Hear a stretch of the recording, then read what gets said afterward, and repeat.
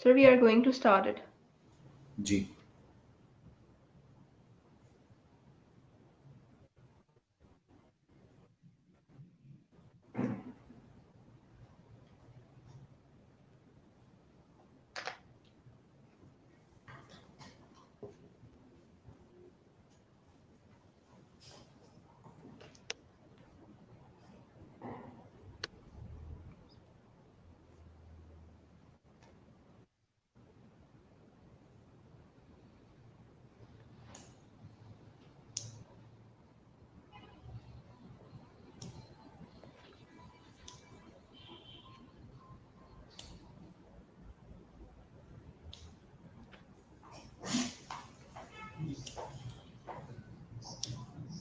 Oh, I don't know if it's live.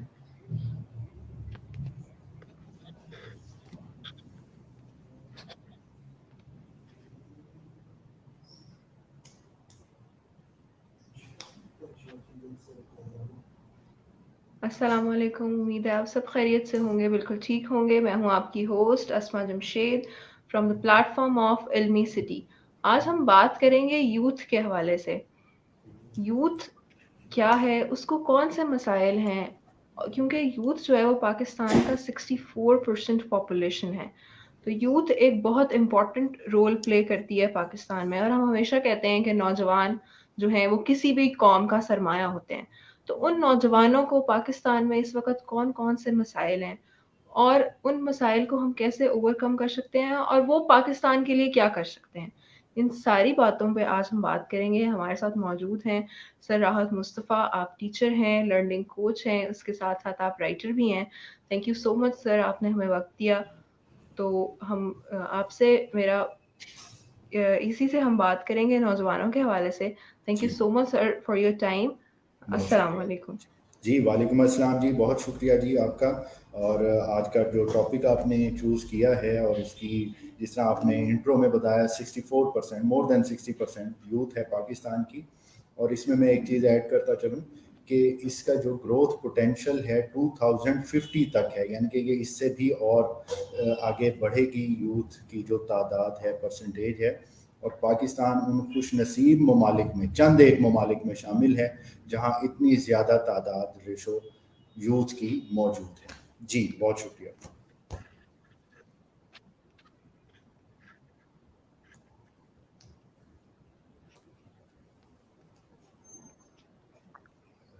जी आप start कीजिए।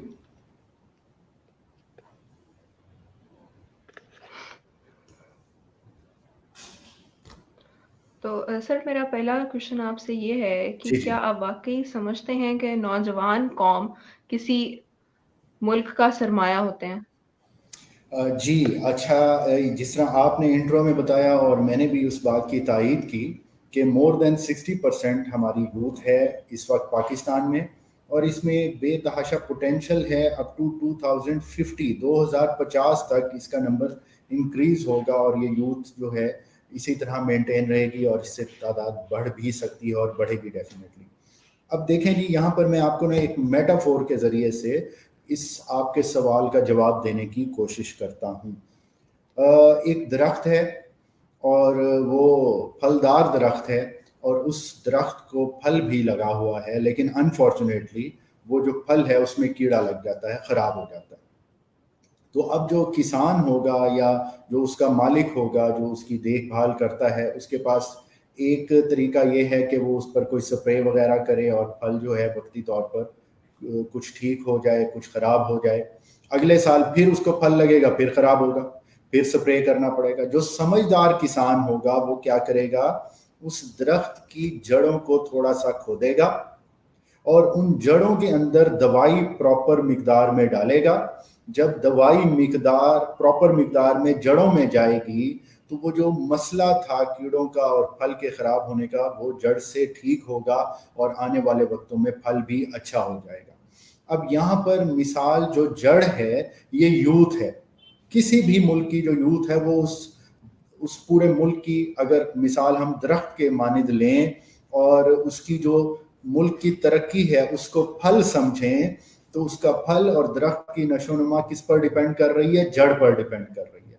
तो उम्मीद है कि मैंने आपके क्वेश्चन का जो आंसर एक मेटाफोरिकली दिया है कि यूथ बहुत ज़्यादा इम्पोर्टेंट हमारे यहाँ या किसी भी मुल्क के लिए है, हो सकती है, थी और रहेगी। इसकी अफादियत से और इसके अहमियत से ना कभी इनकार हो सका ना होगा। जी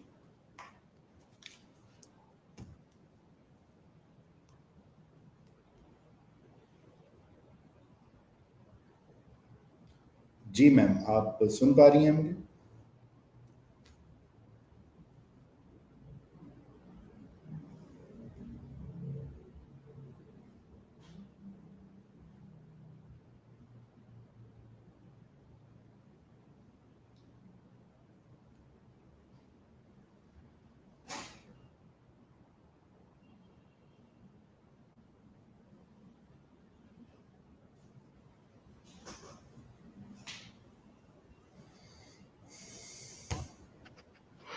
बिल्कुल सही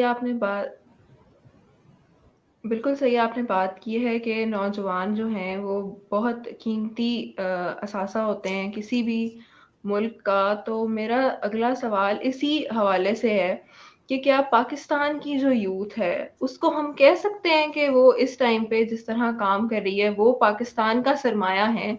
हम क्या ये बात बहुत इत्मीनान के साथ कह सकते हैं कि जो आजकल हमारी यूथ है वो कंप्लीट एसेट है पाकिस्तान के लिए? जी, ये फिर वही क्वेश्चन, उसी से मिलता जुलता क्वेश्चन हो गया। देखें जी, यूथ तो एसिड है, उसकी जैसे मैंने मेटाफोर में एग्जांपल दी कि एक दरख्त है, उसकी जो जड़ें हैं, क्या कोई इनकार कर सकता है कि दरख्त जो है वो जड़ के बगैर फल फूल सकता है, उसके ऊपर फल लग सकता है, उसके पत्ते हरे भरे रह सकते हैं? कोई भी नहीं करेगा ये बात, क्योंकि जड़ के बगैर, रूट के बगैर कुछ भी नहीं हो सकता। अब इस क्वेश्चन का एक और पहलू है, आप शायद ये पूछना चाह रही हैं कि यूथ जो काम कर रही है वो किस डायरेक्शन में कर रही है, आया वो ठीक है या नहीं है। अगर मैं इसको दो तरह से मैं देखता हूं, अगर मैं यूथ के पॉइंट ऑफ व्यू से देखूं, यूथ की साइड से देखूं, तो यूथ अपनी एनर्जीज का, अपनी तवानाइयों का और अपना जो उनके पास इल्म है, शऊर है, उसका बेहतरीन इस्तेमाल करने की कोशिश कर रही है। मैंने ये नहीं कहा कि बिल्कुल ठीक कर रही है, कोशिश कर रही है यूथ के अच्छे से अच्छा काम किया जा सके। अब इसमें मजीद बेहतरी किस तरह से आ सकती है, उसके लिए हम बड़ों को अपना किरदार अदा करना होगा। और बड़ों से मुराद क्या है यहाँ पर मेरी? असातिज़ा, वालदैन और उनके साथ साथ लीडरशिप, और जो ऐसे इदारे और ऐसे लोग जिनके हाथ में इस मुल्क की भाग दौड़ है, तो वो एक प्रॉपर रिसर्च वर्क करें, एनालिसिस करें कि हमारे मुल्क को किस फील्ड में बढ़ने के अभी चांसेस हैं या ज़रूरत है, और फिर पूरी यूथ को उसी साइड पर लगाया जाए, एक डायरेक्शन दी जाए, प्रॉपर सिमत दी जाए। तो मेरा ख्याल है कि यूथ में किसी चीज़ की कमी ना है और ना ही उन्होंने छोड़ी है, वो अपनी तरफ से पूरा कर रहे हैं अपना फ़र्ज़। अब हमारा फ़र्ज़ बनता है, जिस तरह आप इल्मी सिटी के प्लेटफॉर्म पे यूथ की अवेयरनेस के लिए, एम्पावरमेंट के लिए इतने अच्छे अच्छे प्रोग्राम तरतीब दे रहे हैं, इसके अलावा भी कई लोग हैं जो ये काम कर रहे हैं, हम भी अपना हिस्सा डाल रहे हैं। तो इसको कोई सरपरस्ती जब मिलेगी प्रॉपर एक अंदाज में, और एक प्रॉपर रिसर्च वर्क होगा कि किस फील्ड में कितनी ज़रूरत है या कितना हमने किसी काम को कम या ज़्यादा करना है, तो डेफिनेट बात है यूथ ज़्यादा से ज़्यादा पार्टिसिपेट कर सकेगी। अब यहाँ पर मैं एक चीज़ एक्सप्लेन करना चाहूँगा कि देखें, इंसान की ज़िंदगी के 3 फेजेस होते हैं: बचपन, उसके बाद जवानी या नौजवानी, और उसके बाद बुढ़ापा। अब इन तीनों फेजेस में कुदरत ने कुछ चीज़ें हमें दी हैं और कुछ चीज़ें डेफिनेट बात है वक्त के साथ कम हो जाती हैं या वक्त के साथ आना शुरू होती हैं। मसलन अगर मैं बचपन की बात करूं, तो बचपन के अंदर, बच्चे के अंदर, इंसान के अंदर तवानाई तो बहुत ज़्यादा होती है, एनर्जी तो बहुत ज़्यादा होती है, लेकिन उसके अंदर वो शऊर का लेवल उस तरह से डेवलप नहीं हो सका होता, यानी कि उसे किसी बड़े की ज़रूरत होती है जो उसको गाइड करे, उसको साथ लेकर चले। इसके बाद यूथ में जो है वो तवानाई भी होती है اور شعور کی بھی وہ کافی حد تک منزلیں جو ہیں وہ کور کر چکا ہوتا ہے اور اس میں کافی حد تک ڈیولپمنٹ ہو چکی ہوتی ہے. اور بڑھاپے میں جب ہم آتے ہیں تو بڑھاپے میں توانائیاں کم ہو جاتی ہیں اور شعور کا جو لیول ہے وہ کافی زیادہ بڑھ چکا ہوتا ہے, انکریز ہو چکا ہوتا ہے.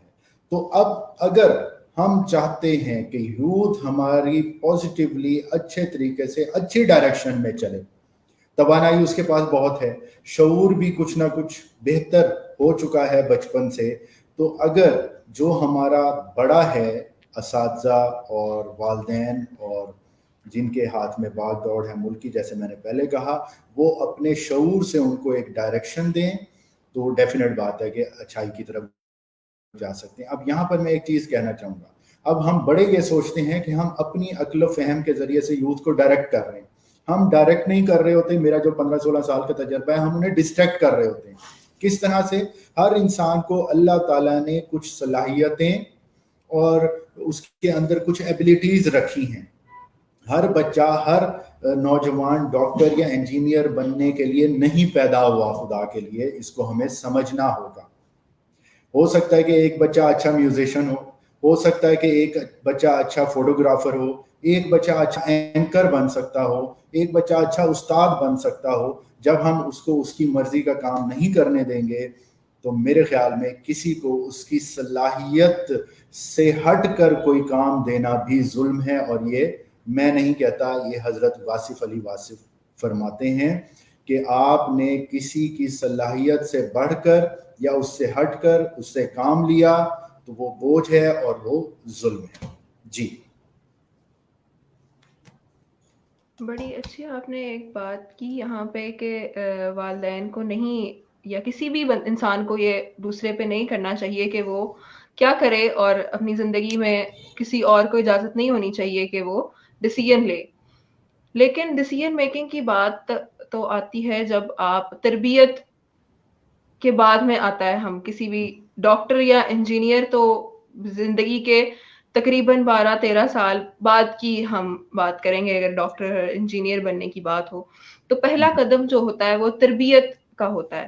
تو جی یوتھ میں تربیت جو ہے وہ کتنی ضروری ہے کہ ان کی اچھے طریقے سے کی جائے, اور تربیت کا مرکز آپ کیا سمجھتے ہیں کہ وہ گھر ہونا چاہیے, یا گھر, مدارس یا تعلیمی اداروں کی اگر ہم بات کریں تو ان میں کتنا آپ سمجھتے ہیں کہ تناسب ہے جو یوتھ کی تربیت میں کام کر رہے ہیں؟ جی اچھا, اس کے بھی دو پہلو ہیں آپ کے اس کویسچن کے, جس کو میں پہلے بھی کافی دیر سے میں اس کا آنسر کر چکا ہوں کہ تربیت کی اہمیت بہت زیادہ ہے, کیونکہ تربیت سے ہی سمت یا ڈائریکشن ڈیسائیڈ ہوگی نا. لیکن اس تربیت کرنے والے کی بھی پہلے تربیت ہونی چاہیے, میں یہ سمجھتا ہوں. جس کا ذکر میں نے پہلے کیا کہ ایک بچہ ڈاکٹر نہیں بننا چاہتا یا اس کے اندر وہ قابلیت نہیں ہے, اگر وہ بن جائے گا تو وہ اپنے ساتھ بھی اس کی زیادتی ہوگی اور مریضوں کے ساتھ بھی اس طرح سے ایٹیٹیوڈ اور وہ طریقہ کار اختیار نہیں کر پائے گا. تو پہلی بات یہ ہوگی کہ تربیت جو کر رہے ہیں ان کی بھی تربیت ہونی چاہیے. دوسرا کویسچن آپ کا یہ ہے, اسی کویسچن میں دوسرا پارٹ, کہ تربیت کا تناسب اگر ہم دیکھیں تو گھر اور تعلیمی ادارے, جس میں مدارس بھی تعلیمی اداروں میں ہی آتے ہیں, ان کا کتنا پارٹ ہے, کتنا ریشو ہے. دیکھیں ہم یہاں پر سائنٹیفکلی بات کر لیتے ہیں. سائنس اور سائیکالوجی کہتی ہے کہ انسان کے اندر جو رویے اور کردار, کریکٹر, پرسنالٹی, جو بھی چیزیں موجود ہیں اس کو دو حصوں میں تقسیم کرتے ہیں. 51% جینیٹکس ہوتی ہیں, یعنی کہ ماں باپ سے وراثت میں, فیملی سے جو وراثت میں اسے چیزیں ملی ہیں وہ ظاہری بھی ہیں, اور اس کے اندر کی جو پرسنالٹی ہے, کریکٹر ہے, وہ بھی اس کو وراثت میں ملا. اس کا ریشو کتنی ہے؟ 51%. باقی 49% انوائرمنٹ سے وہ ایکوائر کرتا ہے. انوائرمنٹ سے مراد یہاں پر کیا ہے؟ دونوں چیزیں ہو سکتی ہیں, یعنی کہ گھر بھی اور تعلیمی ادارے بھی. اگر اس کو مزید میں تھوڑا سا الیبوریٹ کروں آسانی کے لیے تاکہ لوگوں کو سمجھ آ سکے بات کی, جو نہیں سمجھ آ رہی انفارچونیٹلی ہماری سوسائٹی کو, کہ بچے کی پہلی درسگاہ اس کی ماں کی گود ہے, اور ڈیفینیٹ بات ہے کہ اس کا باپ بھی اس میں شامل ہے, یعنی کہ گھر ہے. 51% उसने रवैया, करेक्टर, हर चीज कहां से ली? वालदैन से वैसे ले ली, जेनेटिक्स के जरिए से, क्रोमोसोम्स के जरिए से। और बाकी 49% में भी सबसे पहली दरसगाह कौन है? वालदा और वालिद और फैमिली। हमने क्या किया? अनफॉर्चुनेटली 2.5 साल के बच्चे को, 3 साल के बच्चे को, जिसको अभी माँ और बाप के प्यार की ज़रूरत थी, घर में उसने अभी बहुत सारी चीज़ें सीखनी थी, उसको हमने तालीमी इदारों के हवाले कर दिया, आउटसोर्स कर दिया। मेरा एक सिंपल क्वेश्चन है आपसे भी और तमाम व्यूअर से भी कि अगर मेरी कोई चीज़ है, मेरा कोई प्रोडक्ट है, मेरी गाड़ी है, मेरा मोबाइल है, उसकी हिफाजत मैं किसी और को करने दूंगा या रात को अपने पास ही रखूंगा कि मैं इसकी हिफाजत ज्यादा बेहतर कर सकता हूं? लेकिन बच्चों के मामले में हम उलट करते हैं। हम क्या करते हैं? आउटसोर्स कर देते हैं कि हम कमाने पे लगे हुए हैं और हमारा बच्चा जो है वो दूसरा पाल लेगा, दूसरा उस तरह से उतने खलूस के साथ, उस नियत के साथ नहीं कर सकेगा।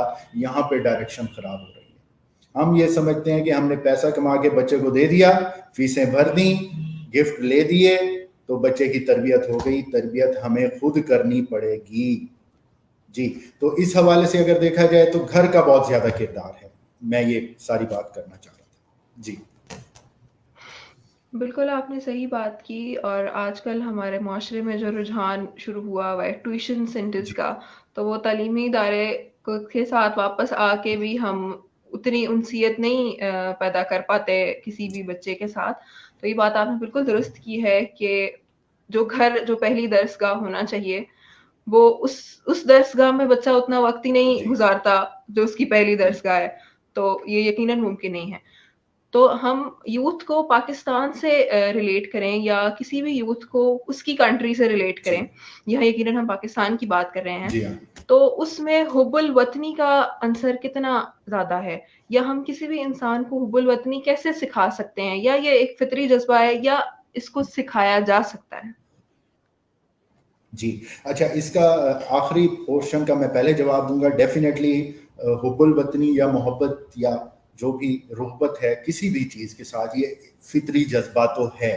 क्योंकि अगर हम कायनात की बनावट को देखें, बनाने का मकसद देखें, तो अल्लाह ताला खुद फरमाता है कि कायनात की इब्तिदा इश्क से हुई है, मोहब्बत से हुई है। उसके बगैर कायनात पॉसिबल शायद ना होती। तो अल्लाह ताला ने भी जब ये फरमा दिया तो इसका मतलब है कि ये एक फितरी जज्बा है अटैचमेंट के लिए। अब कितना ज़रूरी है किसी चीज़ के साथ रुग़बत, मोहब्बत, हुब्बुल वतनी या इश्क, मैं पॉजिटिव सेंस में ये यहाँ पर बात कर रहा हूँ, एक बॉन्ड या अटैचमेंट की फॉर्म में। देखें, इसके लिए मैं एक एग्जांपल दे देता हूँ। इब्लीस कितना ज़्यादा इबादत करता था अल्लाह ताला की, बहुत ज़्यादा इबादत गुजार था, लेकिन शायद उसको वो इश्क, वो मोहब्बत नहीं थी, वरना वो अल्लाह की बात मानता और सजदा कर देता आदम को। तो इसका मतलब ये हुआ कि फर्मा बरदारी, ताबेदारी और ये सारी चीज़ें अलहदा हैं, लेकिन मोहब्बत और इश्क का अपना मकाम है। जब तक हुब्बुल वतनी नहीं होगी, हम उस चीज़ के साथ अटैचमेंट नहीं पैदा कर पाएंगे। और शायद यही अलमिया है कि हमारी उतनी अटैचमेंट मुल्क पाकिस्तान के साथ नहीं है। हम सिर्फ ये सोचते रहते हैं कि पाकिस्तान ने मुझे क्या दिया, ये नहीं सोच पाते हमने पाकिस्तान को क्या दिया। जिस दिन मैं ये सोचने लग जाऊंगा ना मैंने पाकिस्तान के लिए क्या किया, मेरा मोहब्बत और इश्क पाकिस्तान के साथ हुब्बुल वतनी पैदा हो जाएगी। अब तीसरा हिस्सा आपके क्वेश्चन का वो क्या था कि ये पैदा भी की जा सकती है हुब्बुल वतनी। जी, ये पैदा भी की जाती है और होती है। मैं इसकी एग्जांपल्स दे देता हूँ। देखें, जब पाक भारत मैच होता है, इंडिया और पाकिस्तान का क्रिकेट मैच होता है, मुझे बताएं हुब्बुल वतनी कैसे उमड़ उमड़ कर आती है। सड़कें खाली होती हैं और हर कोई बड़ा जज्बाती हो के पाकिस्तान की जीत के लिए दुआएं भी कर रहा होता है और खैरातें भी बांट रहा होता है। इसी तरह से अगर आप देखें, सितंबर का आप कोई दिन ले लें, 14 अगस्त ले लें, कोई भी इस तरह ले लें, हम बॉर्डर पर पहुंचे होते हैं और वहां पर नारे लगा रहे होते हैं और मोहब्बत कर रहे होते हैं। इसका मतलब है कि कोई जोड़ने वाला होना चाहिए मुल्क के साथ। वो उस्ताद हो, वो वालिदैन हो, या वो लोग जिनके हाथ में इस वक्त भाग दौड़ है, کوئی نمونہ کوئی رول ماڈل ہوگا جو اس ملک سے پیار کرنا سکھائے گا تو ہمیں ڈیفینیٹلی اس ملک سے پیار بھی ہوگا اور ہم اس ملک کی خاطر بہت کچھ کرنے کو بھی تیار ہو جائیں گے. جی بالکل، آپ نے ایک بڑی اچھی اس میں آپ نے اگزامپلس بھی دیں، اور یقیناً جو یوتھ ہے اگر ان میں حب الوطنی کا جذبہ پیدا کر دیں ہم کسی طرح، ہماری حکومت یا والدین، جو کہ جی ہم ہم پہلے بھی بات کر والدین چکے ہیں کہ اور پہلی اساتذہ راستہ پر ہے. میں بات کر لیتا ہوں. حکومت کے اور بھی بہت سارے کام ہیں. یہ کام ہمیں بھی کرنے چاہیے ڈیفینیٹلی، اور آپ لوگ کر رہے ہیں ڈیفینیٹلی یہ کام. جی بالکل، کیونکہ گھر میں ہی سکھایا جائے گا کہ گھر سے محبت کیسے کی جاتی ہے، تو یقیناً بچے کے لیے وہ افیکٹو بات ہوگی کہ کیسے ہم نے ملک کے لیے کام کرنا ہے. تو حب الوطنی کا جذبہ ہم پیدا کر دیں اپنی قوم میں، تو ایسے کون سے کام ہیں اگر ان میں ہماری یوتھ میں حب الوطنی کا جذبہ ہو، تو میرا سوال یہ ہے کہ ایسے کون سے کام ہیں جو آپ کے خیال میں صرف یوتھ کر سکتی ہے اس وقت پاکستان کے لیے، یا کوئی بھی یوتھ اپنی کنٹری کے لیے، جو صرف یوتھ کے ہی کرنے کے کام ہیں؟ تو ان کاموں کے حوالے سے میں چاہتی ہوں کہ آپ ان پہ روشنی ڈالیں. اچھا، اس میں تھوڑا سا آپ کوشچن کلیئر کریں کہ ملک کی ترقی کے لیے کون سے کام آپ پوچھ رہی ہیں یا یوتھ کے لیے کون سے کام ہونے چاہیے؟ میں اس کو کلیئر نہیں کر پایا. ملک کی ترقی کے لیے اگر ہم بات کریں، پاکستان کے لیے یا اچھا کسی بھی کنٹری کے لیے کوئی کام ہو، تو وہ میں پوچھنا چاہ رہی ہوں کہ پاکستان میں اس وقت یوتھ کا تناسب سب سے زیادہ ہے، تو وہ ملک کے لیے کون کون سے کام کر سکتے ہیں، ان حوالے سے میں چاہ رہی ہوں کہ آپ روشنی ڈالیں. جی اچھا، اس میں یہ دیکھیں نا کہ میں نے جیسے شروع میں ایک بات کی تھی کہ ہمیں حکومتی لیول پر یہ کام تھوڑا سا کرنا ہوگا، کیونکہ اس میں حکومتی سرپرستی بہت ضروری ہے کہ ہمیں ریسرچ ورک کرنا ہوگا کہ اس وقت ملک کے پاس کہاں کہاں پوٹینشل موجود ہے. مثلا پاور سیکٹر کی اگر ہم بات کر لیں تو پاور سیکٹر میں ابھی بہت زیادہ ہمارے پاس کام ہونے والا ہے اور ہونا بھی چاہیے، اور ہوا بھی ہے نو ڈاؤٹ کافی زیادہ. تو ہمیں آلٹرنیٹ سورسز کی طرف جانا چاہیے.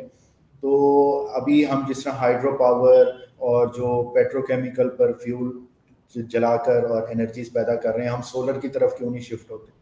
تو ہمیں اس میں یوتھ کی مدد لینی چاہیے، ان کو ایکسپرٹائز کرایا جائے، وہ باہر سے پڑھ کے آئیں، ہم اپنے انسٹیٹیوٹ بنائیں. اسی طرح کے بے شمار چیزیں ہو سکتی ہیں. مثلا ہمارے ہاں اس وقت انڈسٹریز جو ہیں وہ زبوں حالی کا شکار ہیں، اور اس کی سب سے بڑی وجہ، اگر آپ مجھے اجازت دیں تو میں آپ کے پلیٹ فارم سے کہنا چاہتا ہوں کہ جو ہمارے تعلیمی ادارے ہیں، یونیورسٹیز، اور جو انڈسٹری ہے اس کا گیپ بڑھ چکا ہے.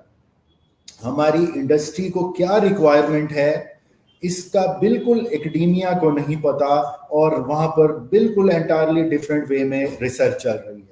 ہمیں ریسرچ پر کیا جائے، بتایا جائے کہ اس انڈسٹری کو اس چیز کی، اس پروڈکٹ کی ضرورت ہے جو باہر سے جب ہم منگواتے ہیں تو اتنے لاکھوں ڈالر لگتے ہیں.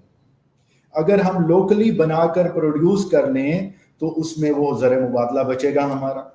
تو اس طرح کے بے شمار کام ہیں، لیکن اس کے لیے انڈیویجول لیول پر اتنا آسان نہیں ہے کام. اس میں حکومتی سرپرستی چاہیے ہوگی، کمیٹیز بنائی جائیں یونیورسٹیز کو، اور لوگوں کو یہ اسائن کیا جائے جو یہ کام کر رہے ہیں یوتھ پر، کہ وہ ڈیزائن کریں کہ یوتھ کہاں کہاں پر کام کر سکتی ہے. دیکھیں، یوتھ کے پاس اس وقت انرجی ہے اور وقت ہے، اور تیسری چیز جو یوتھ کے پاس ہے وہ یہ ہے کہ ان کے اندر وہ لالچ اور خوف اس لیول کا نہیں ہے جتنا کہ کسی بڑے میں ہوتا ہے یا ہم لوگوں میں ہوتا ہے. تو اس لیے youth is absolutely perfect for any task for the development of this country. تو ہم اس کو جس بھی ڈائریکشن میں لگائیں گے، جہاں جہاں کمی کوتاہی، جس میں سے 2 ایگزامپلس میں نے آپ کو دے دی، تو وہ انشاءاللہ سب کچھ کر رہے گی. جی آپ نے ایک بڑی اچھی بات کی، اس سے مجھے انگلش کی ایک کوٹیشن یاد آئی say we can not build the future for the youth but we can build the youth for our future.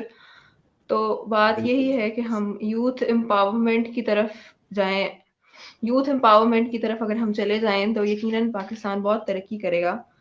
تو یوتھ جی امپاورمنٹ اگر ہم اپنے یوتھ میں کر دیں تو کیا آپ سمجھتے ہیں کہ پاکستان کے نوجوانوں میں لیڈرشپ کوالٹیز موجود ہیں کہ وہ لیڈ کر سکیں آگے آ کے، اگر ہم ان کو ریسورسز اور یوتھ امپاورمنٹ کی طرف لے آئیں تو؟ اچھا جی، یہ آپ کا کویشچن بڑا اچھا ہے. اس کو میں اس طرح سے رسپونڈ کروں گا کہ ہم مختلف ایڈز دیکھتے ہیں کہ فلاں پنکھا 99.9% کاپر، میں نام نہیں لے رہا پنکھے کا، لیکن کئی اس طرح کے ایڈ آتے ہیں. تو ہم یہ دعویٰ کرتے ہیں کہ ہم نے، انسان نے جو پنکھا بنایا ہے اس میں 99.9% کاپر پیورٹی موجود ہے. تو اللہ نے جو انسان بنایا ہے اس کے اندر پوٹینشل نہیں ہے.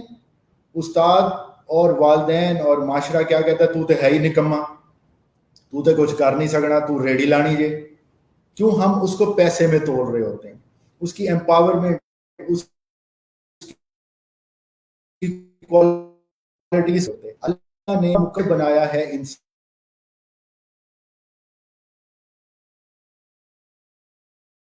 کیونکہ یہ ایک پرفیکٹ پیکج ہے جس کے اندر ہر چیز موجود ہے. اس کے اندر لیڈرشپ کوالٹیز بھی ہیں، اس کے اندر کریٹیوٹی بھی ہے، اس کے اندر کریوسٹی بھی ہے، اس کے اندر ہر چیز موجود ہے. ہم نے کیا کرنا ہے؟ اس کویسچن کا اصل جو جواب ہونا چاہیے، یا کویسچن میری نظر میں مجھے سمجھ آ رہا ہے وہ کیا ہونا چاہیے کہ ہم نے کیا کرنا ہے. ہم نے اس کے اندر چھپے ہوئے جو خزانے ہیں ان کو ایکسپلور کرنے میں مدد دینی ہے، اور پھر ان کوالٹیز کو، ان ایبلٹیز کو، وہ لیڈرشپ ہو، وہ کریٹیوٹی ہو، وہ کریوسٹی ہو، وہ سوال پوچھنے کی چاہت ہو، وہ کچھ نیا کر گزرنے کی جستجو ہو، اس کو نکھارنا ہے، اس کو سپورٹ کرنا ہے. جب ہم اس کو سپورٹ کریں گے، ہم نے کیا کیا ہے انفارچونیٹلی اپنی یوتھ کو، اپنے بچوں کو، وہ جو ہم نے ان کا بچپن میں جو گرومنگ کی، نشو نما کی، ان کی پیمپرنگ کی، اور ہم نے ان کو عادی بنا دیا سہل پسندی کا. دیکھیں یوتھ کی جو ایج ہے نا، بیسیکلی یوتھ کہتے کسے ہیں؟ 15 سے 24 سال جو ایج ہے یہ یوتھ ہے. ہم اس سے کیا کرتے ہیں؟ کچھ نیا کرنے سے باز رکھتے ہیں، اور جب وہ 24 سال کا ہو کر ڈگری سجا کر گلے میں باہر نکلتا ہے تو اس کے پاس زندگی گزارنے کا کوئی طریقہ اور سلیقہ نہیں ہوتا. یاد رکھیں کہ نالج، سکل بہت زیادہ امپورٹنٹ ہے، ڈگری بھی بہت زیادہ امپورٹنٹ ہے، لیکن جب تک ایٹیٹیوڈ نہیں ہے آپ کا پازیٹیو اور مائنڈ سیٹ پازیٹیو نہیں ہے تو ڈگری بھی دھری کی دھری رہ جائے گی، نالج بھی دھرے کا دھرا رہ جائے گا، سکل بھی دھرے کا دھرا رہ جائے گا. تو ہمیں اپنی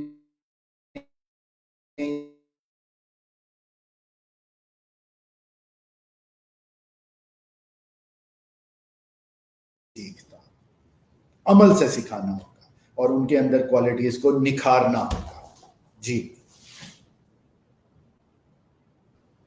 بالکل صحیح بات ہے. ہماری جو یونیورسٹیز ہیں خاص طور پہ وہ، کیونکہ وہاں پہ ہی کام ہونا ہوتا ہے سافٹ سکلز کے اوپر، جی ان کو ضروری ہے کہ وہ کنیکٹ کریں دوسرے اداروں کے ساتھ، تاکہ یوتھ میں ان سکلز تو ہوتی ہیں، یقیناً ہوتی ہیں، ڈیفینیٹلی ہوتی ان کو نکھارنے کے کا ہی سارا پروسیس ہے جو یقیناً لائف ٹائم چلتا رہتا ہے، سیکھنے کا جو پروسیس ہے. تو اس وقت میرا آپ سے یہ سوال ہے کہ نوجوان جو کچھ، کیونکہ پیشن تو ہے، یہ تو یقینی بات ہے کہ ان میں پیشن ہے، تو جی. میں ان رکاوٹوں کے بارے میں آپ سے پوچھنا چاہوں گی کہ جو آپ کو لگتا ہے کہ جو نوجوان کام کرنا چاہتا ہے اس کے اندر اسکل بھی موجود ہے اور اس کے اندر شعور بھی ہے اور حب الوطنی بھی ہے، لیکن وہ کام نہیں کر پا رہا ہمارے ملک میں، اس کی کیا وجوہات ہیں؟ اچھا جی، اس کی بے شمار وجوہات ہیں، لیکن میں چند ایک چیدہ جو ہے نا وجوہات آپ کے سامنے رکھ دیتا ہوں. ایک تو ہمارے اندر کا خوف اور لالچ، اور یہ یوتھ کے اندر نہیں ہوتا، یہ ہم ان میں انڈلج کرتے ہیں. سوسائٹی اور پیرنٹس اور پھر اس کے بعد اساتذہ، سارے مل جل کے، یہ رل مل کے کام ہم کر رہے ہوتے ہیں. تو اس کے اندر جب ہم خوف پیدا کر دیتے ہیں کہ میں یہ کچھ کروں گا تو پھر میرا آگے فیوچر کیا بنے گا، لالچ پیدا کر دیتے ہیں کہ میں یہ ڈگری اس لیے کر رہا ہوں کہ مجھے اتنی بڑی نوکری مل جائے گی، اور کبھی بھی ڈگری کی بیس پر نوکری نہیں ملتی. میرا جو ایچ آر کا ایکسپیرینس ہے اتنے عرصے کا، डिग्री इज एलिजिबिलिटी क्राइटेरिया। आपकी स्किल, नॉलेज और एटीट्यूड मिलकर डिसाइड करते हैं कि आपको कितनी अच्छी या किस तरह की नौकरी मिल रही है। तो मेरा यूथ के लिए जो रुकावटें हैं उस ये हो गया कि काम करें, ग्रीन माइंडसेट डेवलप करें, निकाल दें। दूसरी चीज जो इम्पोर्टेंट है वो ये है कि यूथ को भी थोड़ा सा चाहिए कि वो आने को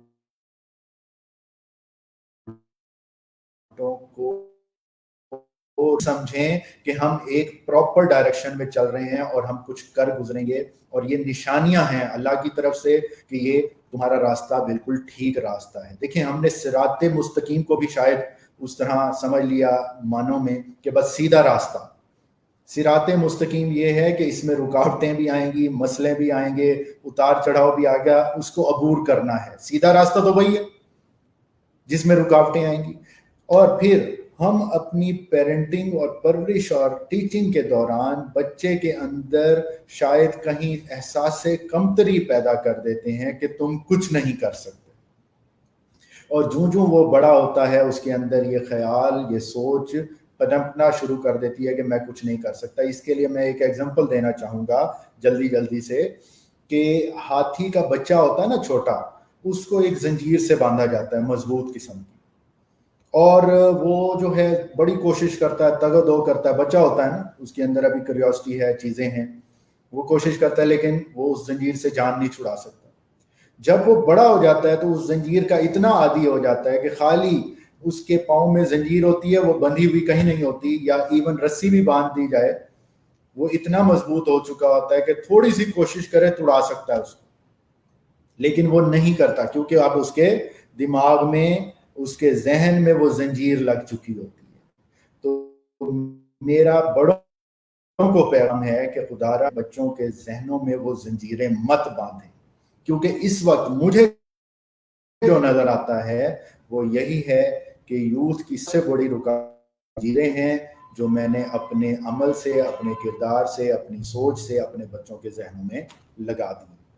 जी बिल्कुल सही बात है कि हमने पिंजरे से तो यूथ को निकाल दिया है, लेकिन यूथ के दिल से पिंजरा निकालना है अब, बिल्कुल ऐसे। जो कि एक बड़ी जी तो ऐसे ही।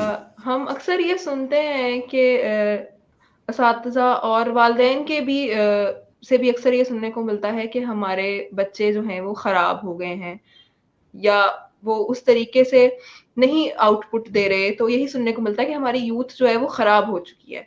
तो वो ख़राब होना या बेराह रवी जो है वो कितनी है हमारी यूथ में पाई जाती है? आपके ख़्याल में क्या हमारी यूथ वाक़ई ख़राब हो चुकी है, या ये सिर्फ़ अपनी कमज़ोरियों या कोताहियों को छुपाने का एक अंदाज़ है कि भई हमारे बच्चे जो हैं वो ख़राब हो गए हैं? जी, ये क्वेश्चन भी आपका बड़ा वैलिड है और इसका आंसर मैं दो हिस्सों में देना चाहूँगा। अगर अगर जिस तरह आपने क्वेश्चन पूछा है, यूथ खराब हो चुकी है, मैं समझ लेता हूँ कि यूथ खराब हो गई है, तो इसको खराब किसने किया? वो क्या खराब ही पैदा हुए थे? खराब ही आए थे? उन्होंने सब कुछ हमसे सीखा ना। अगर मैं नमाज पढ़ूंगा तो यूथ नमाज पढ़ेगी, मेरा बच्चा नमाज पढ़ेगा। अगर मैं बैठ कर पानी पीऊंगा तो मेरा बच्चा बैठ कर पानी पिएगा। यानी कि बच्चा अमल से सीखता है। अगर यूथ खराब है, मैं नहीं कह रहा, ये जो आपका क्वेश्चन है, अगर यूथ खराब है तो उसको खराब करने का जिम्मेदार कौन है? बड़े। लेकिन अगर मेरे दिल से इसका जवाब आप सुनना चाहती हैं तो यूथ खराब नहीं है। हाँ, उसकी डायरेक्शन गलत हो सकती है। आप देखें, अगर मैं खाली एक टिकटॉक की ही एग्जांपल ले लूं तो हमारी यूथ ने टिकटॉक पे जो झंडे गाड़े हुए हैं वो किसी टैलेंट के बगैर तो नहीं हो सकते ना। इतना ज्यादा फॉलोइंग और इतना काम, अगर हम उनको एक डायरेक्शन प्रॉपर दे दें तो वो वही एनर्जी और वही शऊर और वही सलाहियतें उस डायरेक्शन में लगाना शुरू कर देंगे। तो मेरे ख्याल से बेरारवी अगर उनमें है किसी हद तक, तो वो हमारी देखा देखी है और डायरेक्शन ना देने की वजह से है। अगर हम ये दोनों चीजें ठीक कर लें तो हमारी यूथ किसी हीरे से, सोने से कम नहीं है। जी बिल्कुल, आपने सही बात की है। اور والدین کو بھی چاہیے کہ وہ ان کو وہ سب سکھائیں جو وہ چاہتے ہیں کہ ان کے اندر موجود ہو. بات جی وہی ہے کہ آپ اس بچے کو دنیا میں تو لے آئے ہیں، اب آپ نے اس کو جنت میں لے کے جانے کا سامان ہوں، کرنا ہے. بالکل. تو ہم نے اکثر دیکھا کہ جو ہمارے بچے ہیں یا یونیورسٹی گوئنگ اسٹوڈنٹس ہیں، دے آر ایڈکٹس. وہ ڈرگ ایڈکشن کی طرف چلے جاتے ہیں یا کسی اور ایڈکشن کی طرف چلے جاتے ہیں. تو ہماری جو یوتھ ہے، ہم اس کو ان سارے بری عادات یا جس میں منشیات بھی شامل ہے، ہم اس سب سے ان کو کس طرح سے بچا سکتے ہیں. تربیت کی بات آپ نے کی، وہ تو بہت ایک اہم پوائنٹ ہے. یہ تربیت ہوگی تو آپ خود بخود اس سے کھنچتے ہیں، لیکن جب آپ کی انوائرمنٹ اس طرح کی ہو جائے تو پھر کسی بچے یا نوجوان کو ان سب چیزوں سے بچانے کا کیا طریقہ ہے جو جس کا آج کل ہماری یوتھ شکار ہے. جی اچھا، اس میں آپ نے ایڈکشن لفظ استعمال کیا اور پھر اس کی ایکسپلینیشن بھی دی. ایڈکشن مختلف طرح کی ہو سکتی ہے، آپ نے منشیات کیا یہاں پر ذکر کر دیا.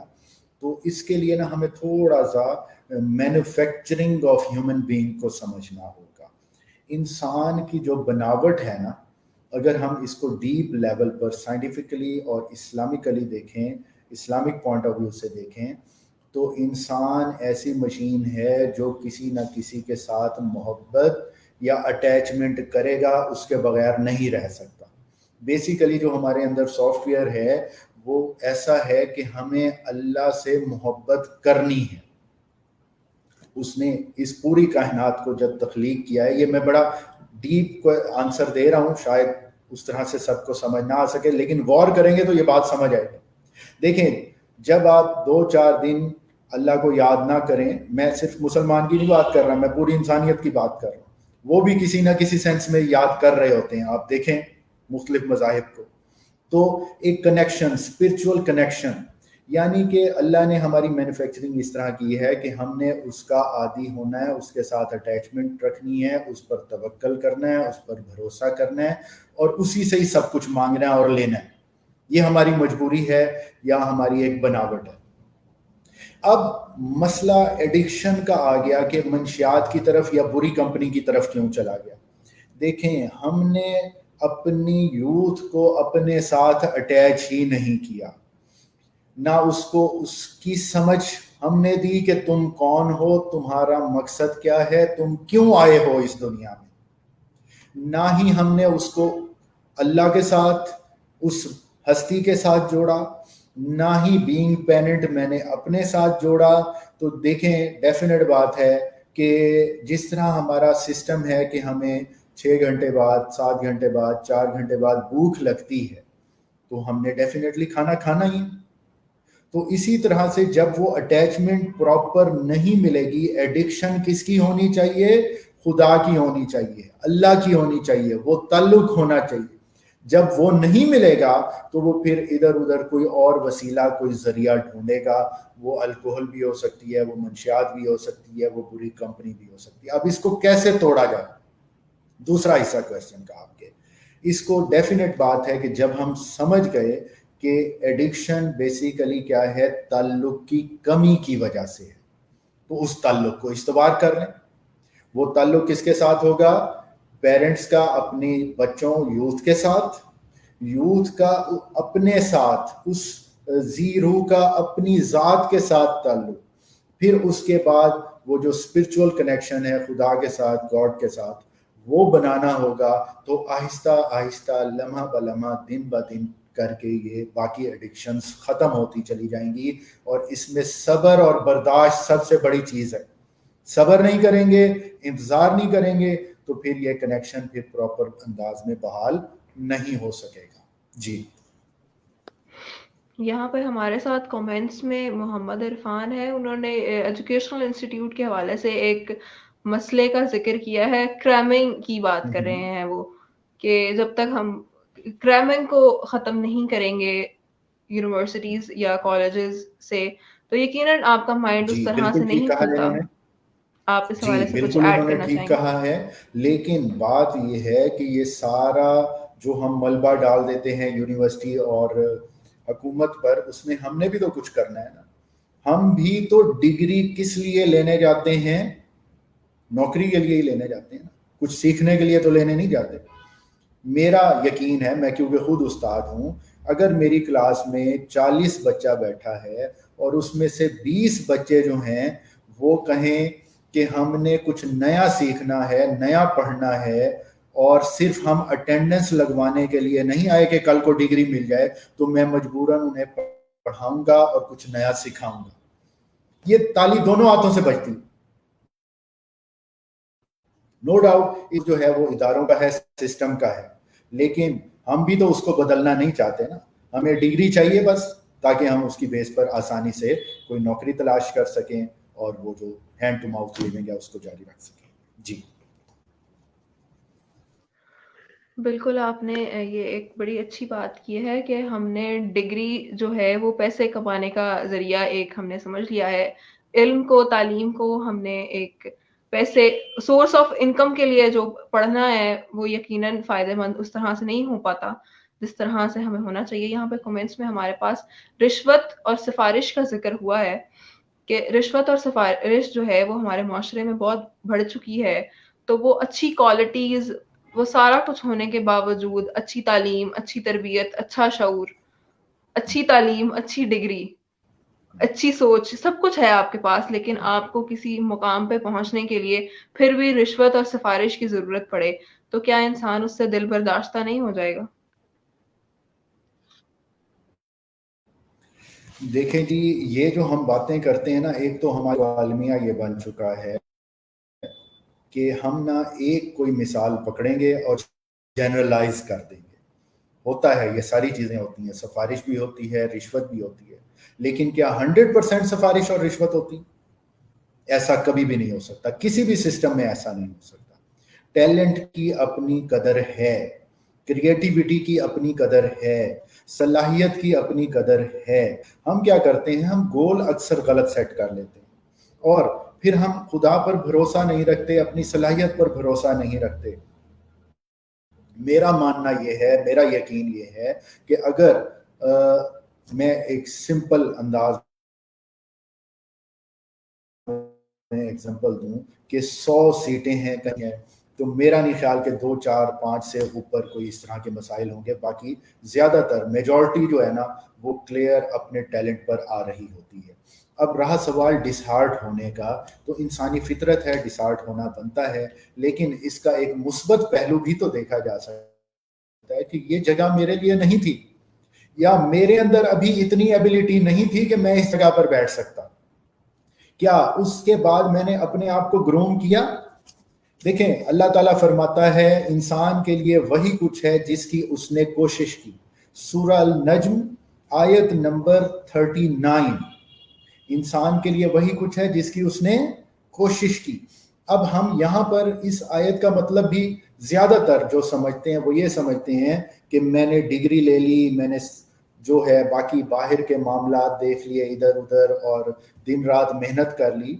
वो मेहनत बाहर के सोर्सेज पर, फाइनेंसिस को ठीक करने के लिए, जॉब को हासिल करने के लिए हम कर रहे होते हैं। अपनी ज़ात पर हमने कितनी मेहनत की? क्या पाकिस्तान में, आप मुझे बताएं, ये जो आप सिलसिला इल्मी सिटी का चला रहे हैं और बड़ा ज़बरदस्त ये आपका सिलसिला है और इसमें आप लर्निंग एनवायरनमेंट क्रिएट किया है और लोगों को फ्री में ये सारी एजुकेशन दे रहे हैं, कितने लोग हैं जो सीखना चाहते हैं? तनकीद करने वाले ज़्यादा हैं, बोलने वाले ज़्यादा हैं। तो अगर आपके अंदर टैलेंट है तो मेरा ईमान है कि सिफारशी और रिश्वत वाला आपसे पीछे रहेगा, क्योंकि रिश्वत और सिफारिश से बढ़कर जो है वो एक ज़ात ऊपर बैठी है, खुदा ताला बैठा है, जो किसी की मेहनत को रायगान नहीं जाने देता। ये हमें अपने बच्चों को सिखाना होगा, बताना होगा। बेशुमार एग्जांपल्स हैं इस तरह की। जी, माइंडसेट ठीक करना होगा बेसिकली। बिल्कुल, आपने सही बात की। और हमारी यूथ का मेरी नज़र में एक ये भी मसला है कि वो रिश्वत और सिफारिश को अपनी जो ब्लेम, जिसे गेम हम कह लें, कि अपना जब वो उस लेवल पे नहीं जा पाते तो वो ये कह देते हैं कि जी वहाँ रिश्वत थी और वहाँ सिफारिश थी, जिसकी वजह से हमारा वहाँ जाना मुमकिन मुमकिन हो ना हो सकता। सका। तो यकीनन आपकी यकीनन आपकी पहली बात कि ताली दोनों हाथों से बजती है, जी हाँ। तो यूथ भी गलत है कहीं और कहीं हमारे जो बड़े हैं वो गलत हैं। हम नौजवानों की जब भी बात करते हैं तो बात आ जाती है इकबाल की शायरी की।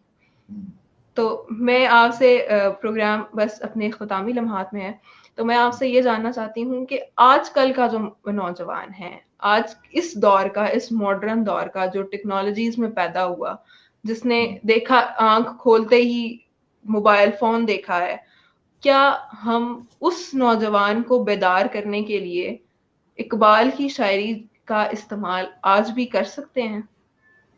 जी, आपने ये मेरा फेवरेट टॉपिक जो है छेड़ दिया है, इस पे मुझे थोड़ा सा टाइम चाहिए होगा। देखें, इकबाल की जो शायरी है ना, वो किसी एक ज़माने की शायरी नहीं है। पहली बात क्लियर कर लें, क्योंकि उसका मंबा और माखज़ कुरान, हदीस और पूरा एक सिस्टम है जिसकी बेस पर माशरा बनता है और इंसान बना है। तो एक माशरे की या एक ज़माने के लिए वो नहीं है। दूसरा रहा सवाल कि यूथ आजकल मॉडर्न है, तो इसको हमने इकबाल की शायरी से ये बेदार हो सकती है या नहीं हो सकती, ये तो बड़ी जल्दी हो सकती है क्योंकि इसने सारी चीज़ें देख ली। पहले अगर 10, 15, 20 साल पहले हम जाकर देखें तो शायद हमारी एक्सेस में नॉलेज इतना ज़्यादा नहीं था। अब हर किसी के हाथ में नॉलेज है, वो लिखे यूट्यूब पर या फेसबुक पर या गूगल पर जाकर, तो उसको ढेर मटेरियल मिल जाता है। और शायद यही अलमिया है, जब एक्सेस हो जाती है ना किसी चीज़ की, तो फिर समझ आना ख़त्म हो जाती है बातें, तो उसको हम मैनेज नहीं कर पा रहे। मैंने आपके प्लेटफॉर्म से भी कुछ प्रोग्राम्स किए हैं और मैं बताता भी रहता हूँ यहाँ पर, माइंड योर लर्निंग के नाम से, और अपने मन में डूब कर पाजा सुरागे ज़िंदगी के नाम से। इकबाल से ही सारी चीज़ें हमने मुस्तार ली हैं, वही आइडियाज़ हैं। हम वर्कशॉप्स करवा रहे हैं यूनिवर्सिटी स्टूडेंट्स के लिए ताकि उनमें शऊर बेदार किया जा सके। अब देखें, शोर और शऊर में ऐन का फ़र्क है। शोर और शऊर में ऐन का फ़र्क है, और ये ऐन कौन सा होगा? इल्म से अमल तक का होगा। इल्म सबके पास है, एक्सेस है उसकी इल्म के ऊपर। मोबाइल पर, लैपटॉप पर लिखे जो चीज़ सुनना, पढ़ना, देखना चाहता है देख ले, इल्म सबके पास है। अब ये अमल कैसे आएगा? उसके लिए तहरीक चाहिए होगी, और मैं नहीं समझता कि इकबाल की शायरी जो है वो आज के स्टूडेंट में तहरीक नहीं पैदा कर सकती। ये मैं पर्सनल एक्सपीरियंस बता रहा हूँ कि अभी हम कुछ वर्कशॉप्स करवा रहे हैं यूनिवर्सिटी स्टूडेंट्स के लिए, अपने मन में डूब कर पाजा सुरागे ज़िंदगी के नाम से। तो इतना अच्छा रिस्पॉन्स मिल रहा है यूथ की तरफ से हमें कि वो चाहते हैं कि उनको बताई जाए अच्छी बातें और उनको तब्दील किया जाए और उनको ग्रो कराया जाए। आखिरी बात, समझाने वाला कोई चाहिए। हम शारपंदा सा तो समझा देते हैं लोगों को, बच्चों को, यूथ को, लेकिन जो इकबाल का फलसफा खुदी है कि खुदी है तेग फिसां भी शारपंदा सा ही है, और उसका वो टूल भी बता देता है कि खुदी जो है ये शारपंदा सा करेगी और तुम्हारे अंदर तहरीक पैदा करेगी और तुम्हें आगे बढ़ने में मदद देगी। तो इसको हमें यूज़ करना चाहिए। जी। बिल्कुल, आपने बड़ी अच्छी बात की है कि यूथ को हम ही जो है वो ट्रेन करेंगे तो ही वो आगे आएगी। यहाँ पे विलेजर स्टूडेंट के हवाले से मोहम्मद इरफान ने सवाल पूछा है कि उनको मसाइल हैं, उनको उन तक कोई नहीं पहुँच पाता, उस टैलेंट को हम किस तरह से उभार सकते हैं, निखार सकते हैं और अपने मुल्क के लिए इस्तेमाल कर सकते हैं? जी, इनका बड़ा ही वैलिड क्वेश्चन है और इसका फुकदान भी है हमारे यहाँ। तो डेफिनेटली जो मेरी आवाज़ अरबाब इख्तियार सुन रहे हैं या जो बड़े ट्रेनर्स और ये जो काम कर रहे हैं सुन रहे हैं, तो उन्हें चाहिए, और मैं भी इस चीज़ को आगे चल के, ये कोरोना के हालात जब ख़त्म होंगे इंशाल्लाह, तो हम अपने प्रोग्राम को विलेजेस में और इन इलाकों में लेके जाएंगे। लेकिन मैं मोहम्मद इरफान को, जिसने बड़े ही प्यार से और मोहब्बत से ये क्वेश्चन किया है, इसका मतलब है कि वो कुछ करना चाहता है, तो अपनी इस लगन को जारी रखे। देखें, जो अमीर का बच्चा होता है ना, जिसको सारी फैसिलिटीज मौजूद होती हैं, उसके अंदर एक प्रॉब्लम ہوتا ہے کہ یہ تو سب کچھ میرے پاس موجود ہے, میں کر لوں گا. اور جب بندہ کہتا ہے نا میں کر لوں گا, تو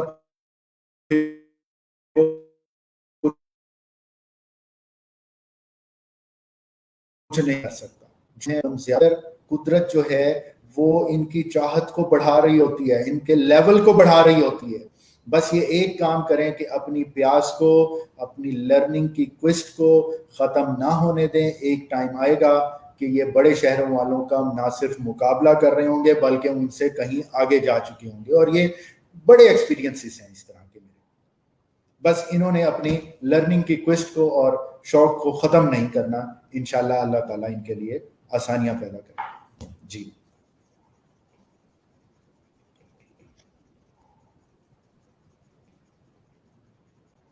بات کی ہے, اور بس ہم پروگرام کو اختتام کی طرف لے کے جا رہے ہیں. تو آپ اینڈ پہ کیا پیغام دینا چاہیں گے ہماری یوتھ کے لیے, جو ہمارا ویژن ہے 2021 کے لیے, کہ وہ کیا کر سکتے ہیں پاکستان کے لیے؟ آپ کا میسج ان سب کے لیے. جی, پاکستان کے لیے کرنے سے پہلے اپنے لیے کچھ کریں, کیونکہ پاکستان کے لیے تبھی آپ کچھ کر سکتے ہیں جب آپ نے اپنے لیے کچھ کیا ہوگا, پازیٹیو سینس میں کیا ہوگا. اب یہاں آپ کے ہی پلیٹ فارم سے اب ہم ایک سیریز شروع کرنے جا رہے ہیں. اگر یہ جس طرح محمد عرفان نے کویشچن پوچھا, اس کے اندر کویسٹ ہے جاننے کی اور لرننگ ایٹیٹیوڈ ہے, ہم ایک پورا فریم ورک لے کے آ رہے ہیں کہ ماڈل لرنر کیا ہوتا ہے, اس کے ریلیشن شپس کس طرح سے بلڈ ہوتے ہیں. 7 درخت جو زندگی کے ہیں, فائنینشیل, ایموشنل اور اسپرچول, سارے ملا کے ان کی ایک تربیت کا ایک باقاعدہ آغاز کر رہے ہیں. ایک تو یہ, اور اپنی جو تشنگی ہے تعلیمی اور عمل کی, اس کو کم کریں اور عمل کی طرف آئیں. اب پیغام آتا ہوں کہ ہمیں اب باتوں سے نکل کر عمل کی طرف آنا ہوگا, اور صرف عمل سے کام نہیں ہوگا بلکہ مل جل کر. یہ جو ہمارا ایک کنسیپٹ ہے, میں نے آپ کے ہی پروگرام کے توسط سے پہلے بھی بات کی تھی, رل مل کے, یعنی کہ ہمیں ٹیم ورک کے ذریعے سے یہ کام کرنا ہوگا. اور میرا یونیورسٹی اسٹوڈنٹس کو ایک پیغام ہے جو آپ کے توسط سے میں دینا چاہتا ہوں, کہ جب آپ لوگ اپنا بیچ فائنل کر کے نکلیں کسی بھی یونیورسٹی سے, اور تعلیمی پورا کرتے ہوئے اپنا کیریئر عملی میدان میں قدم رکھیں, کچھ بن جائیں, تو خدا کے لیے زندگی میں ایک دفعہ, صرف ایک دفعہ پوری کلاس مل کے, 60 بچوں کی اگر کلاس تھی, 1000 روپے بھی اکٹھا کریں تو 60,000 روپے بنتے ہیں. اور اپنی یونیورسٹی کو کوئی اکوپمنٹ, کوئی چیز یا وہ عوامل, چیزیں جس کی آپ نے اپنی یونیورسٹی لائف میں کمی محسوس کی تھی, وہ لے کے دے دیں, تاکہ آپ کے بعد آنے والی یوتھ اس کا سامنا نہ کرے. یہ رل مل کے کا کنسیپٹ ہے, اور اسی طرح پاکستان آگے سے آگے بڑھے گا اور ترقی کرے گا. جی انشاءاللہ پاکستان انشاءاللہ بہت ترقی کرے گا. بہت شکریہ سر, آپ نے وقت دیا. میں اس پروگرام کا اختتام اسی شعر سے کرنا چاہوں گی, کیونکہ ہماری یوتھ جو ہے وہ کام تو کر رہی ہے. تو انقلاب آئے گا, رفتار سے مایوس نہ ہو, بہت آہستہ نہیں ہے جو بہت تیز نہیں. انشاءاللہ ہماری یوتھ بہت کام کرے گی, انشاءاللہ. اور اسی طرح کے ٹاپک کے ساتھ ہم آپ کی خدمت میں حاضر ہوتے رہیں گے. مجھے اپنی ہوسٹ اسما جمشید کو دیجیے اجازت. اللہ حافظ و ناصر.